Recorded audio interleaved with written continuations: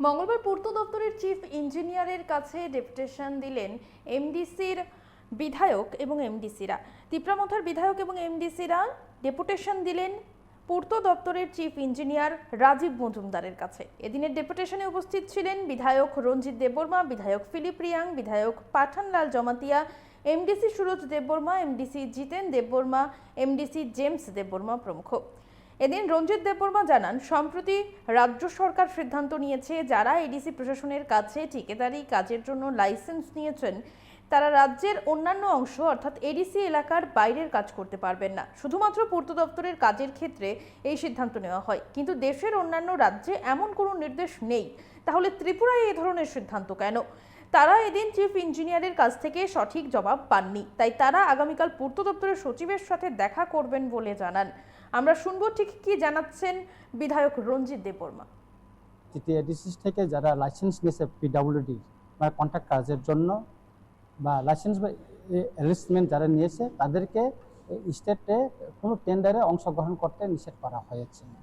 তাই এই পরিপ্রেক্ষিতে আমরা জানার পর বিভিন্ন কন্ট্রাক্টর যারা আছেন এডিসি এলাকার, বিশেষ করে সেখানে শুধু বাঙালি বা ট্রাইবেল কথা না, এখানে বাঙালিরও অনেক এডিসি এলাকায় ওরাও লাইসেন্স নিয়েছে। আজকে তাদের আপগ্রেড হয়েছে, তাদের লাইসেন্স আনলিমিটেড হয়ে গেছে অনেক বাঙালির লাইসেন্স, এবং আমাদের ত্রিপুরা স্যার অনেক লাইসেন্সও আজকে আনলিমিটেড হয়ে গেছে। তো হঠাৎ করে গভর্নমেন্ট একটা ডিসিশন নিল যে এডিসির এলাকায় যারা লাইসেন্স নিয়েছে তারা স্টেটে টেন্ডার করতে পারবে না। এটা শুধু পিডব্লিউডি এবং পিডব্লিউডি স্টেট হাইওয়েতেই করতে পারবে না, কিন্তু এগ্রিকালচার, ডিডব্লিউএস বা অন্যান্য যে ডিপার্টমেন্টে ওখানে টেন্ডার করতে পারবে। তো হঠাৎ করে কেন পিডব্লিউডি, আরএনবি এবং স্টেট হাইওয়েতে এই নিষেধাজ্ঞা করা হলো সেটা আমরা জানতে এসেছিলাম। চিফ ইঞ্জিনিয়ারের কাছে আমরা মেমোরেন্ডাম দিয়েছি এবং আমরা সাফিসিয়েন্ট ডকুমেন্টস এভিডেন্সও আমরা দিয়েছি। তারপরে উনি এটা সঠিক উত্তর দিতে পারেন, উপর মহলের সিদ্ধান্ত হয়েছে, আমি সিদ্ধান্তটা ইমপ্লিমেন্ট করছি এটুকু বলছেন। আর আমাদের মেমোরেন্ডামটা তিনি আজকে উপর মহলে পাঠাবেন বলে করেছেন আর কি। আগামীকাল আমরা পিডব্লিউডি সেক্রেটারির সঙ্গে দেখা করবেন। উনি নতুন আসছেন, মিস্টার গোয়েল। কিরণ গিত্ত সাহেব কালকে রিপ্লেস মানে চলে গেছেন, আলাদা জায়গায় ট্রান্সফার হয়ে। তো সেই জায়গায় আমরা কালকে দেখা করব ওনার সঙ্গে, এবং মাননীয় মুখ্যমন্ত্রী মহোদয়কেও আমরা এই বিষয়টা ওনার পিএসকে আমরা জানিয়েছি। উনি গুয়াহাটিতে আসেন, আসার পর আমরা ওনার সঙ্গে দেখা করব।